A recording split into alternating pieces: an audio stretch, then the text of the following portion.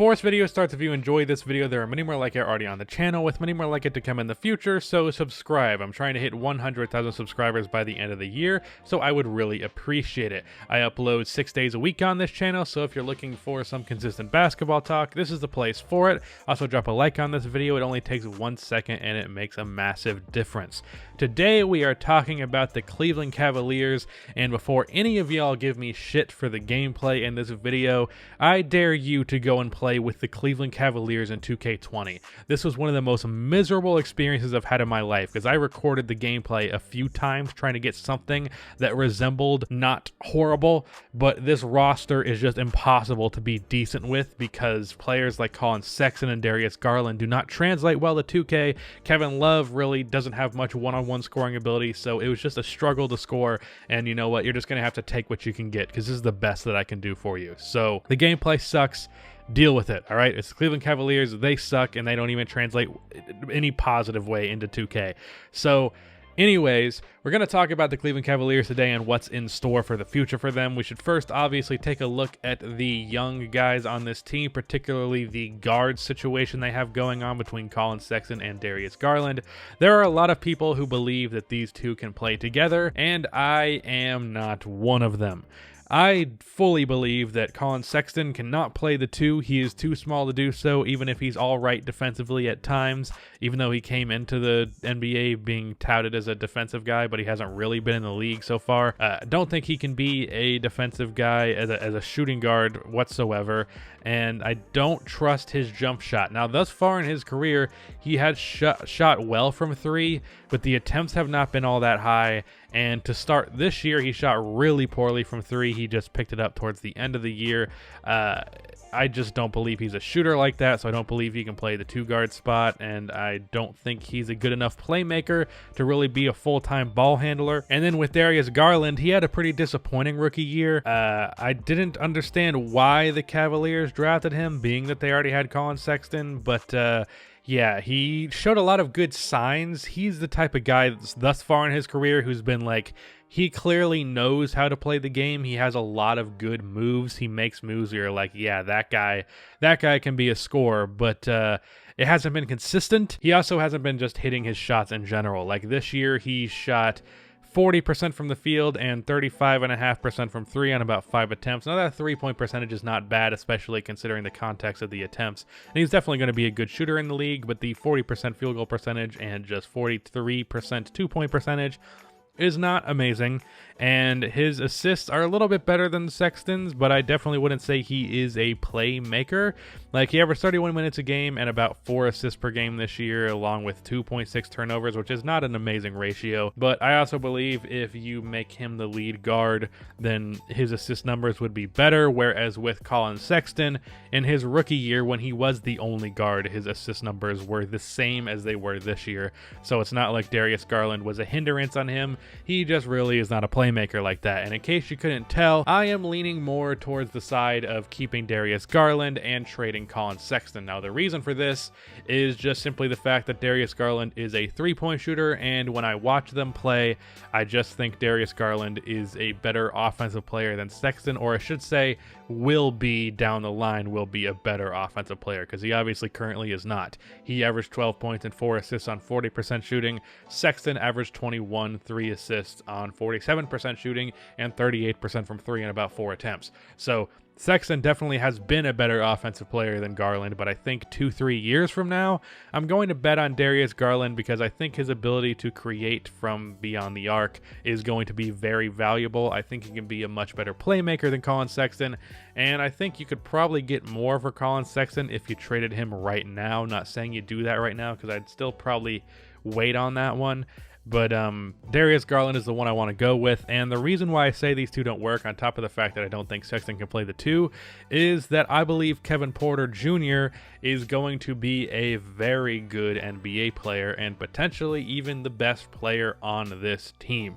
Now, He also has some consistency issues, and his jump shot has left room to be desired thus far in the NBA, but he just seems like a really good natural creator, and he seems to have a pretty good all-around game that I think you can build upon, and I think he's just going to be a pretty damn solid NBA player. I think he's probably the best young prospect that they have on that team, not that that's a particularly high bar. But he has the size, athleticism, strength, and it just seems like he's going to be a pretty good scorer, and he has a decent defensive and passing game, so there's room to grow there, and I think a backcourt of Darius Garland and Kevin Porter is what they should go for the future.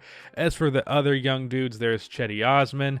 He is alright. He's a pretty good three-point shooter, a decent playmaker for a forward. He can play both forward spots, but he's also not somebody that I would like bank on for the future. Like, he's just good to have. And outside of that, that's pretty much the young talent on this team. Like, that's about it. There's Kevin Love and Andre Drummond. Jordan Clarkson was traded, so he doesn't count. Dante Exum really isn't much, although he did play well in the games that he did play with the Cavs, but it's not like they need more guards, so it's not a big deal.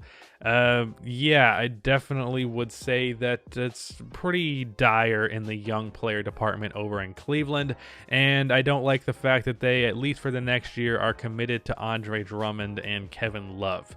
Andre Drummond, not a modern big. I don't believe his rebounding really contributes to winning at that level. And outside of his rebounding, really what value does he provide? Kevin Love spaces the floor and is a decent enough shot creator, at least in the posts. But again, it's just rebounding with him and then not a defensive player. Andre Drummond is an all right defensive player, but not amazing.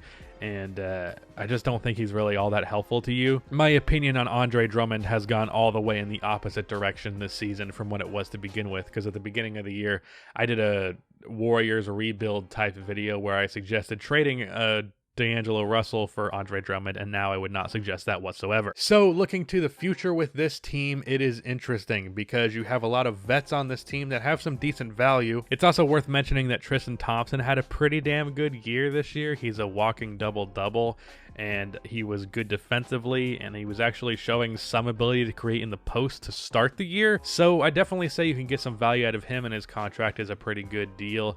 Andre Drummond cannot be traded. Kevin Love probably can't be traded at least until there's 2 years left on his deal, although I'm not sure how many years are left. Yeah, looking at it, there are 3 more years on his deal, so you really can't trade him until the 2021-22 season, and that is barring him not getting worse in those years, as he has gradually declined, so hopefully he's still pretty good by then and you can get some value out of him. Andre Drummond, unless you're doing a deal where you're getting back another bad contract long term, I seriously doubt you're able to trade him. So they're kind of stuck with the roster they have outside of some draft picks. Now the question becomes, who do they draft when it comes to the 2020 draft, whenever that is, because they have their guard situation kind of figured out, and this is a pretty guard heavy draft, and I don't think people are too high on, is it Obi Toppin or Opie Toppin? I don't know. Him, as well as James Wiseman, people tend to be pretty down on those guys, not really a whole lot of upside, so I don't know that they should draft them. And I think Kevin Porter is, I think he's good, and I think Garland are good, but I don't know if either of them are good enough to like pass on an Anthony Edwards or LaMelo Ball. So I guess what I would say is probably draft the best prospect available regardless. It would be ideal if the best prospect available fit this team as what they have right now really well, but that might not be the scenario, that might not be the situation, and you shouldn't try to work around that because there's no one on this team that projects to be good enough to pass on someone like Edwards or Melo. So take that for what you will. And then in terms of other ways of acquiring young talent, as I said, I think you should trade Colin Sexton. I mean, there is a world where he can be a 6-man, but I don't know if he's going to be okay with that. Like just taking a 22-year-old player and being like, yeah, you're on the bench now after averaging 20 points per game, and being like, I guess technically the face of your franchise, which is pretty depressing when I say it out loud. But I don't know that he'd want to be a 6-man, so probably going to have to trade him. As for what team would want a young point guard, I'm sure there are a good handful in terms of the assets you could get for him. I'm sure you could get a pretty decent first-round pick, as well as maybe one other lesser young guy.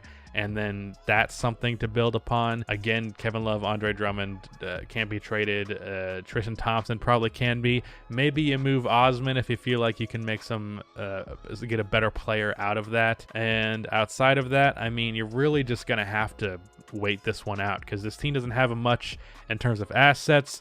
All they really have is their own pick and a really bad roster that's going to get them a lot of pretty high draft selections. And you know what? Based on how Cleveland did when LeBron left them the first time, they got a lot of luck in the lottery, so maybe they'll get some of that here. They haven't thus far, but I definitely think this Cleveland Cavaliers team is just going to have to sit and wait for a while, because there's really no one on this team that I think has superstar potential, or I don't even know if there is like guaranteed like perennial all-star level talent here. So rough situation for the Cleveland Cavaliers, but hopefully they turn that around through the draft. It's going to be a long process, but they can't really force anything, so that's just kind of what you have to go with. So that is the end of this video. Please be sure to like, subscribe for more NBA content like this, and cue the outro music.